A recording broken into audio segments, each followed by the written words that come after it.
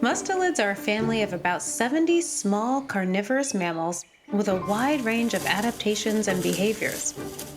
It includes minks, martens, ferrets, stoats, wolverines, and many more.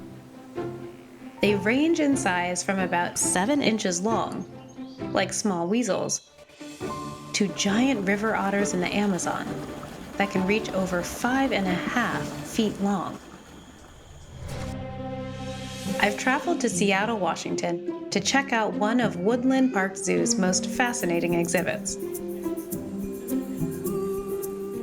These playful river otters are mustelids and have adapted to an aquatic lifestyle, as our original host Marlin Perkins first showed audiences way back in 1969. Welcome to Mutual of Omaha's Wild Kingdom. I don't suppose any animal is more devoted to just plain fun than an otter, like this one. But there's more to being an otter than playing.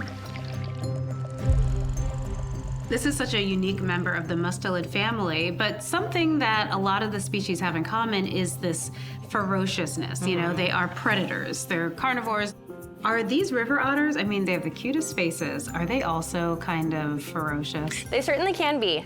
So they're definitely not an animal that if you see them out in their natural habitat, you want to approach. Keeping your distance is always going to be your best bet because I would not want to run into those jaws. Yeah. You know, I have this sense that the mustelid family is full of these interesting animals, but they're all smaller predators, right? They're smaller carnivores, so they're not necessarily at the top of the food chain. Sure. They themselves might have predators out in nature. So perhaps that's why that they're a little on the feisty side. Yeah, I mean, whatever keeps you alive out there, right? Yeah, it's survival every day. Definitely. Some mustelids, like our otters, have mastered life in the water, while others have taken to the trees. They seem elusive to us today, but fishers, the otter's forest-dwelling cousins, were once widely distributed across North America's woodlands. And like otters, they're also fierce predators with a wide range of diet. 50 to 70% of their diet is meat, and then the other, like 50 to 30% is usually things like fungus, mushrooms, insects, things that aren't considered meat. Amazingly, they're also specialists in animals like porcupines. The quills don't stick in them, so fishers will get porcupine quills in them, say like a dog does, but then those quills, they'll fall out over time and they won't leave an infection. But their dense, dark fur became prized by trappers for centuries, and threats like logging destroyed their habitats. Because of that, they nearly vanished from the landscape entirely, becoming locally extinct in parts of North America in the early 20th century. That's why earlier this year, just over the border from Washington State in British Columbia, Canada, biologist Shannon Warden was studying and monitoring a female fisher named Gina and her litter of 3 new kits as part of a recovery fisher population project. Shannon, you are the person that discovered these 3 kittens and saved them. Yeah, I was tracking the female in the morning just to see her whereabouts. Scientists implant trackers in threatened fishers like Gina. The device emits signals that allow biologists to follow their movements using handheld antennas.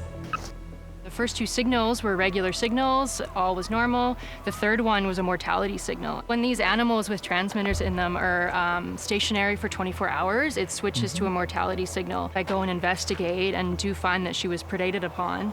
And because I've been extensively tracking them because it was denning season, I immediately switched gears into rescue kit mode. She was about 400 meters from the denning tree, which is where she keeps the kits.